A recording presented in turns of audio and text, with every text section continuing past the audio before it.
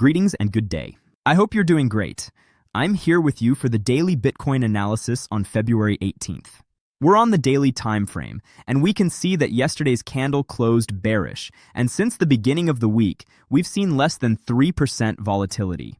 In this time frame, Bitcoin's price is in a downtrend and a descending channel, and even after showing a good support reaction to the 50% level of the daily order block and the $60,000 price, it still couldn't cause a structural change in this downward movement. So, given this structure, any price increase is merely considered a liquidity pullback in the continuation of the markdown phase. We are currently analyzing the 4-hour time frame. The price is still within the framework of a bearish market structure, where the sequence of bearish breakoff structures and the formation of lower lows indicate the continuation of the selling order flow.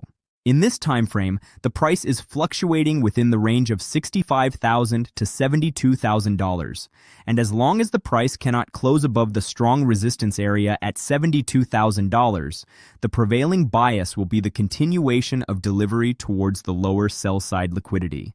As you can see in its recent movements in this time frame, the price has not registered a new break of structure and has been busy collecting its internal liquidity, such as the 4-hour FVG at the price of $66,700. By examining the liquidity flow into Bitcoin ETF funds, we can also observe that in the past 2 days, there hasn't been any significant inflow or outflow. This flow was positive and inflowing yesterday, but the amount was very negligible.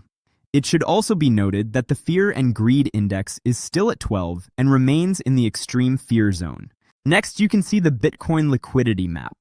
The closest sell-side liquidity can be seen at the price of $66,260, and there is also very strong liquidity at $65,640. Also, as for the highest buy-side liquidity, we see very strong liquidity above the previous peak at the price of $71,430.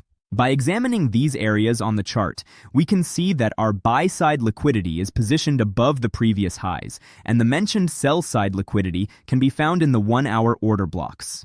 On the 1-hour time frame, the price has entered a short-term descending channel. According to the prediction we made in the previous analysis, the price reacted after collecting liquidity from the 1-hour unicorn area and moved toward the 4-hour and 1-hour FVG. Ultimately, at the price of $70,150, we encountered heavy selling pressure, and the price dropped, forming bearish candles down to $67,314. During this move, the 1-hour FVG in this area was also filled, which, as mentioned in the previous analysis, had very good liquidity. Next, after liquidity was collected in this range again, we witnessed an upward move. However, as you can see, with the formation of lower highs and lows, a downward trend has become apparent. So, as long as the market structure remains like this, we will look for sell opportunities on pullbacks to previous highs to enter trades. As a bearish setup, the price can rise and collect liquidity at the $68,375 level. And if buyers do not provide support, it may start a downward move toward lower liquidity targets. The mentioned level is a key level where we can see the price reacting to it multiple times. Wishing you success and profitable trades.